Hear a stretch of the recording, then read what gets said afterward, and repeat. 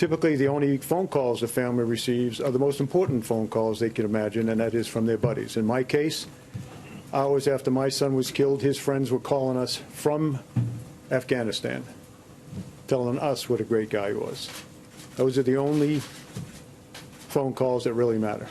And yeah, the letters count to a degree, but there's not much that really can take the edge off what a family member is going through. So some presidents have elected to call. All presidents, I believe, have elected to send letters. If you elect to call a family like this, it is about the most difficult thing you could imagine. There's no perfect way to make that phone call. When I took this job and talked to President Trump about how to do it, my first recommendation was he not do it. Because it's not the phone call that parents, family members are looking forward to. It's nice to do, in my opinion, in any event. He asked me about previous presidents, and I said I can tell you that President Obama, who was my commander-in-chief when I was on active duty, did not call my family. That was not a criticism. That was just to simply say, I don't believe President Obama called. That's not a negative thing. I don't believe President Bush called in all cases. I don't believe any president, particularly when the casualty rates are very, very high, that presidents call. But I believe they're all right. So when I gave that explanation to our president 3 days ago, he elected to make phone calls in the case of the 4 young men who we lost in Niger at the earlier part of this month. But then he said, you know, how do you make these calls? If you're not in the family, if you've never worn the uniform, if you've never been in combat, you can't even imagine how to make that call. But I think he very bravely does make those calls. The call in question that he made yesterday, or day before yesterday now, were to 4 family members, the 4 fallen. And remember, there's a next of kin designated by the individual. If he's married, that's typically the spouse. If he's not married, that's typically the parents, unless the parents are divorced. And then he selects one of them. If he didn't get along with his parents, he'll select a sibling. But the point is, the phone call is made to the next of kin only if the next of kin agrees to take the phone call. Sometimes they don't.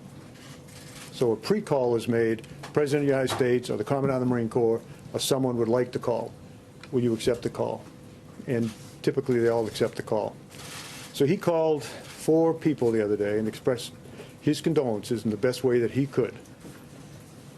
And he said to me, what do I say?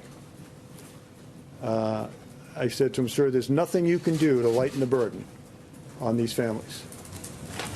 But let me tell you what I tell them. And let me tell you what my best friend, Joe Dunford, told me, because he was my casualty officer.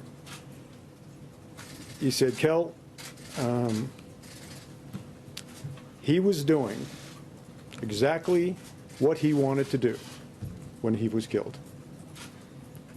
He knew what he was getting into by joining that 1%. He knew what the possibilities were because we're at war. And when he died, in the 4 cases we're talking about, Niger, my son's case in Afghanistan, when he died, he was surrounded by the best men on this earth, his friends. That's what the president tried to say to 4 families the other day. I was stunned when I came to work yesterday morning and brokenhearted at what I saw a member of Congress doing. A member of Congress who listened in on a phone call from the President of the United States to a young wife, and in his way tried to express that opinion. He's a brave man, a fallen hero. He knew what he was getting himself into because he enlisted. There's no reason to enlist. He enlisted. And he was where he wanted to be, exactly where he wanted to be, with exactly the people he wanted to be with when his life was taken. That was the message. That was the message that was transmitted. It stuns me that a member of Congress would have listened in on that conversation. Absolutely stuns me. And I thought at least that was sacred. You know, when I was a kid growing up, a lot of things were sacred in our country.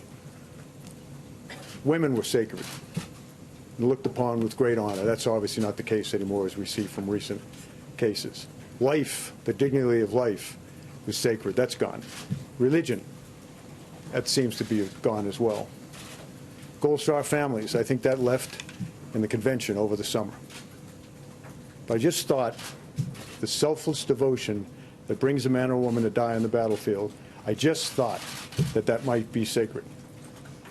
And when I listened to this woman and what she was saying and what she was doing on TV, the only thing I could do to collect my thoughts was to go and walk among the finest men and women on this earth. And you can always find them because they're in Arlington National Cemetery. Went over there for an hour and a half. Walked among the stones, some of whom I put there because they were doing what I told them to do when they were killed.